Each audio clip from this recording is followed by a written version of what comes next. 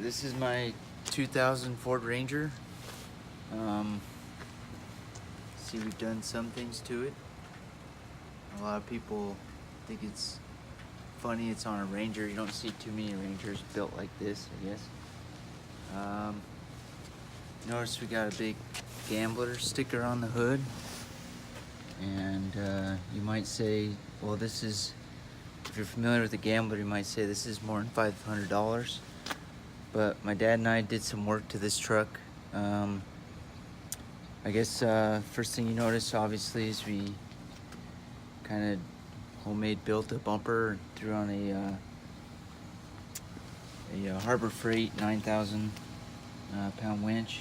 He converted it to synthetic. Saved some weight there.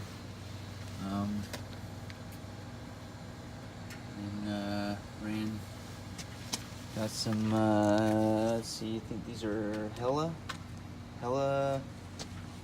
spot with amber film just for extra lighting. And let's see, oh, here's another major one. This truck wasn't worth much before. Before, if anyone's familiar with Rangers, they have torsion bar suspension. So we redid the suspension on this. The torsion bar suspension by the torsion keys got struck. I think I can get a look at it. See my Fox 2.0 with reservoir shocks there. I'm running I had a King 700 pound spring. I had to upgrade it to an 800 pound.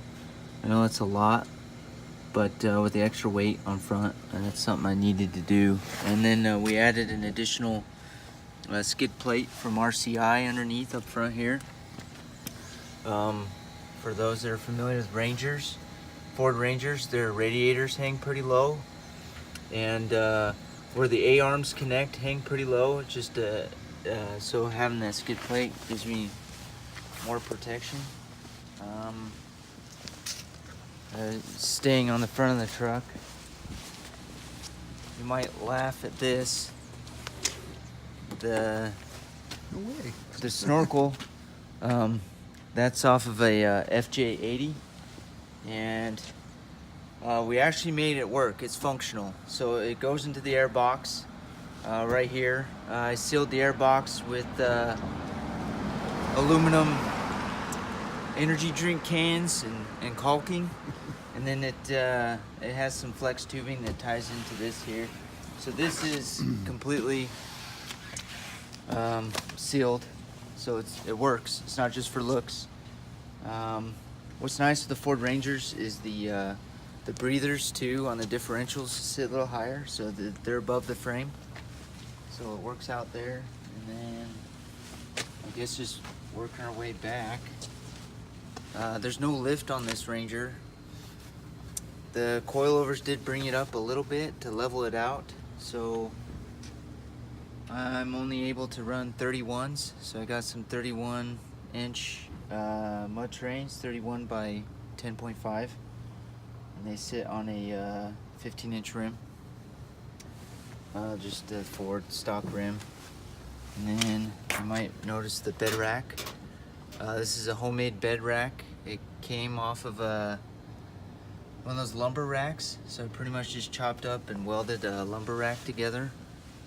And I put super strut across here so I could hang accessories like the traction boards, and of course the rooftop tent. It's this Schmitty built Overlander. And as far as the jerry cans go, these are a military surplus jerry can mount. I tied them into the bed rack, so when I unbolt the bed rack from the bed, it all goes off the truck. And these jerry cans, I really like these jerry cans. These are what is the brand? Scepter, I think how you say it. They're a Canadian brand. I got these from Costco. What I like about them is they're plastic, so they take more abuse than those metal ones. I don't have to worry about rusting, and I can mount 2 of them if I wanted.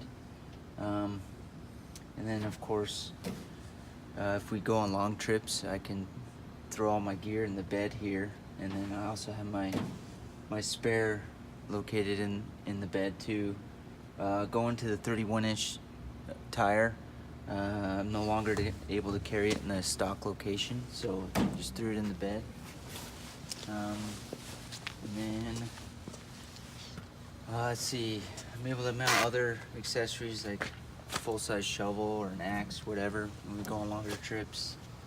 I got a Schmitty-built awning. It's the 8x8, and it fits on there pretty good, right onto the bed rack.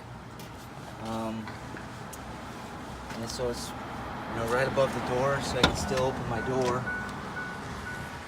And then, as far as interior goes, the only upgrade really in the interior are the seat covers. That's it.